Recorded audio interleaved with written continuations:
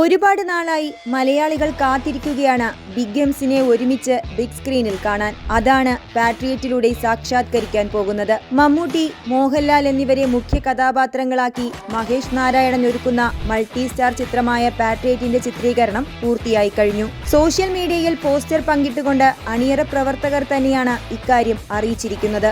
മമ്മൂട്ടി, മോഹൻലാൽ എന്നിവർക്കൊപ്പം ഫഹദ് ഫാസിൽ, കുഞ്ചാക്കോ ബോബൻ, നയൻതാര, രേവതി എന്നിവരും ചിത്രത്തിൽ പ്രധാന വേഷങ്ങൾ ചെയ്യുന്നുണ്ട്. ചിത്രം നിർമ്മിക്കുന്നത് ആൻഡ്രോ ജോസഫ് ഫിലിം കമ്പനി, കിച്ചപ്പൂ ഫിലിംസ് എന്നിവയുടെ ബാനറിൽ ആൻഡ്രോ ജോസഫ്, KG അനിൽകുമാർ എന്നിവർ ചേർന്നാണ്.